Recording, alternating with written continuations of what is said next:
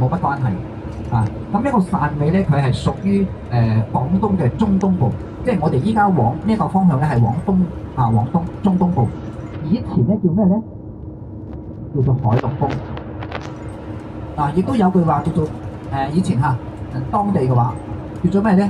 天上雷公就地下海陸豐，有冇聽過呢句話？咁呢個雷公咧有賺亦都有變賺係點樣咧？有褒有貶咁講到咧以前喺呢個明朝啦，你講到明朝啦，咁呢個天上雷公地下海陸豐呢一句話嘅佢嘅之前嘅古仔係咩意思咧？喺明朝嘅嘉靖年間嗰陣時咧曾經當時咧嗰個海盜咧係盛行嘅，好多好多嘅海盜當時海陸豐地區。咁當時駐紮喺當地嘅一個軍隊咧，係多數係北方嗰邊過嚟嘅。對於呢個水性咧唔係幾熟，係當時海陸豐嘅當地嘅村民同埋咧當地嘅駐紮嘅軍隊一齊咧趕跑咗，當時趕跑咗呢個海盜甚至乎當時嘅皇帝都忍唔住稱讚當地海陸豐嘅當地嘅村民係啦，猶如春雷之響咁樣。於是乎咧呢一句話叫做咧天上雷公地上海陸豐咁樣嚟嘅。咁隨住咧歷史嘅不斷咁樣去前行咧講到咧後邊又點解會稱之為貶咧？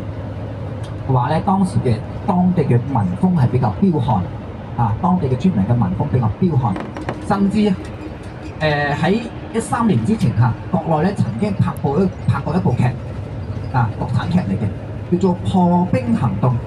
唔知各位朋友有冇煲過？咁破冰行動嘅取地遠景，當入邊嘅攞到呢一啲嘅當時呢啲劇情咧佢嘅攞景地真實嘅發生嘅地方喺邊一度咧？一個地方汕尾嗰個地方咧叫做博社村。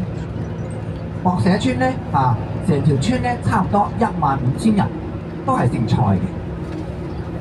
不過咧，成條村嘅村民咧冇一出到去外邊去做嘢，都喺村入邊去做嘢。做咩咧？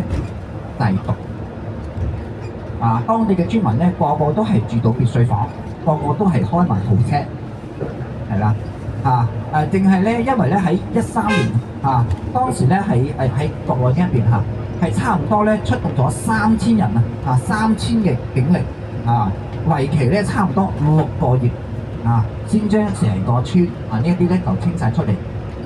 當時咧係成條村咧都係製毒喎，個村每家每戶都係製毒嘅。咁呢一汕尾